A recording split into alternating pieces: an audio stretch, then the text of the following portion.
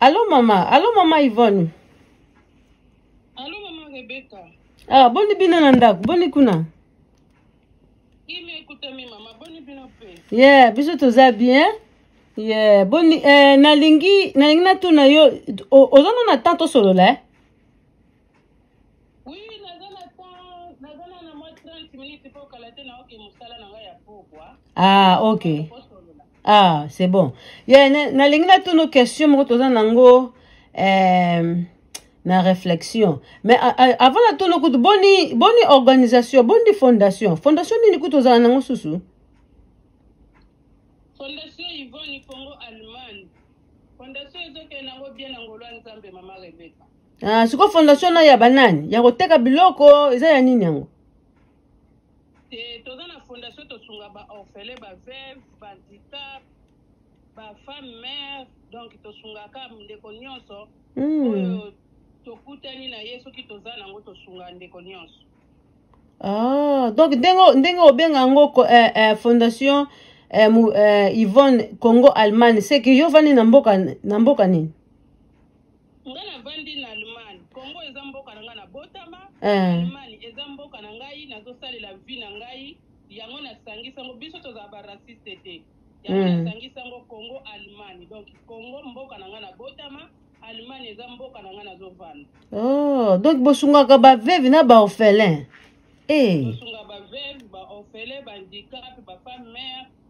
Donc Siko yo musika na Allemagne et au fondation na Congo, siko nana joka ba responsabilité wana po yo oyeba que tout va bien. Na toza une équipe ya 7 personnes qui sasa to travailler na bango. Plus avocat pa aller à landela kama makambo nyonso, c'est bon. Na avocat c'est que l'état yebi yo Oui, ça reconnu maman. Na Congo ça sali loko eza reconnu te okolela lobby Ah, merci beaucoup. Je suis sûr que en tout cas nako bongisa temps poto yambo na réflexion to sola pona yoki yango et salinga bien pour kokipe ba orphelin na ba veuve maman. Ah, c'est très important. Yeah, félicitations na yango.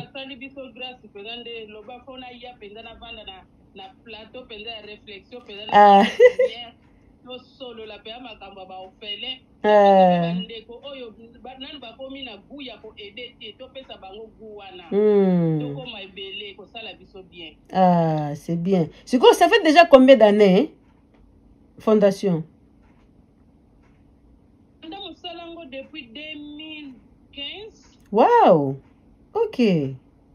Ah, félicitations maman. Na joyo tante ozoko se préparer que musala biso toza réflexion ndenge to na ebisio ekoza kitoko pena ya royambo pena ndenge lobi tozala na sengo ya royambo na plateau to solola. Alors semaine passée to solola ki makambu oyo ya ba copain copine maman. Maintenant nous to déborder ba copain te to lobela ki ba copine oyo ba salaka vina yo komika pa copain ayeko vana no na ndako na yo ou bien yo moi copine oke vana no na ndako ya copain. Bovani na bino komi lokola mama na ye kolatisaka ye kosokola basani kosokola na ye mutukutu kosala ba makambo siko mama ba copain copine yo réflexion no ezala ndenge nini? Nga mama Rebecca na ndenge na ngai copain copine akoko perte o eza déjà ekobo bozo tambola déjà na ekobo dede na mibeko ya église na nga na sambelaka soki nanu balani te bokoko fana ndako moko te donc mpona nga mpenza eza mabende basala système wana ke copain copine copain ake kofana ne na ndako ya copine ou bien copine ake fana na ndako mobali mpe kozala na gu ya kobala yo te po soki komitika deja oki komitika deja yo moko mobali amoni yo deja koza fille moko oza légère oza na kilo te bapeseli ni enveloppe nini yo oke komitika kapa mobali oke fanda na yo kuna mobali akorespecte yo te yango tozomona mabe ebele ezali na mabe ebele ezosalema pa ya bafille na bagarçon comportement wana nde yango moto ezosala bamabe ezali mais mama Yvonne nde bato baolobaki yango komeka maybe ou bien komeka soupe à libala te on dit ok yo mesana bo meka po bo continuer bien te yango te mama Rebecca biso jeune garçon na biso liboso tango abandaki kokola toyebisaki ye omoni toloba boye bana foko te ya bango voilà pesaka pe makanisi nini bino bapara boza nango mpona bango biso jeune garçon na biso toyebisaka ye tolingi te ofaire défilese biso basi na ndako soki okosala vi na yo mais mwasi oyo okoya naye na ndako na biso ye wana papa na bino akokoma mokanda ye wana okolatisa pete mama Rebeka nzambe mpe ayokaki mpe priere na biso mpe exauce yango esalamela bongo bandama na kota jeune garçon na nga nani natikali komona teke wana kopi na mwana nanga wana kopi na mwana nanga wana mwasi kaka oyo alakisaki biso ye wana mpe tozokende kosilisa makambo nyonso na uti azolatisa voile. Félicitations. Oui. Donc maman c'est que biso pe tozana biso ba parents tozana responsabilité nde lobi to te ya bana ba yebaka conception na biso ba parents makasi mama Rebeka omoni soki tozoloba te bongo biso moko na toza na exemple ya nga na yo bapara baza na poto te baza na Afrique soki toyokelaka bapara na biso te awa mpe na poto mpe eza mpe na bato ebele mpe baya mpe mabala lokola nga na yo me lelo base retrouve bafemme sele to balhomme sele mete mosu bapara ya bato mpe badikaki bango mpe bien me ye moko na entourage appliqué na ye conseil ya bapara te lobi atengami na ye mais na nsima nango banani bazofinga maka bapara na niti oyo mafinga eza makasi na mwana mobali na mwana mwasi bazofinga maka ndenge moko tala nani sikoyo mama natika yo conseil nini opesa na jeune fille oyo ke azomona ke ye fo amipesa mpo ezala assurance ya libala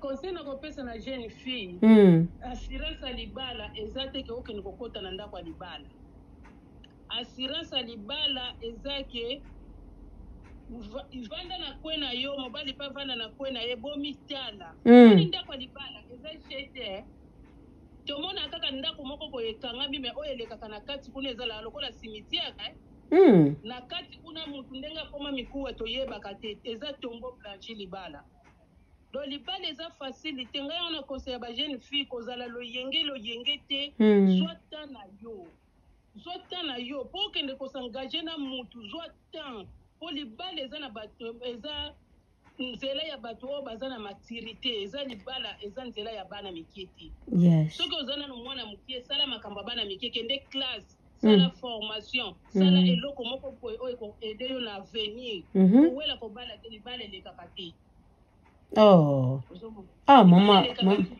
maman Yvonne merci beaucoup na conseil ndenge kaka nalobi ke réflexion asengi yo merci na kopesa biso partage na yo ekoleka mpenza mpo nde eza boye eyokani me oza na liste na biso ya bainvité mpo toyeba koseme toyeba fondation na yo eza ndenge nini obanda wapi oza na besoin ya nini tokoki koseme ndenge nini wana eza très important toyeba merci beaucoup mama wana butu malamu musala malamu soki bozwika ntambo opesinga programme 2 semaines avant prépare po baweekend mosusu nakoma kosala mais soki opesinga programme na osengake na weekend yango nasala ok merci mama tosala yango programme wana butu malamu kasi merci beaucoup merci mama nzambe alola pambola merci mama Yvonne merci bye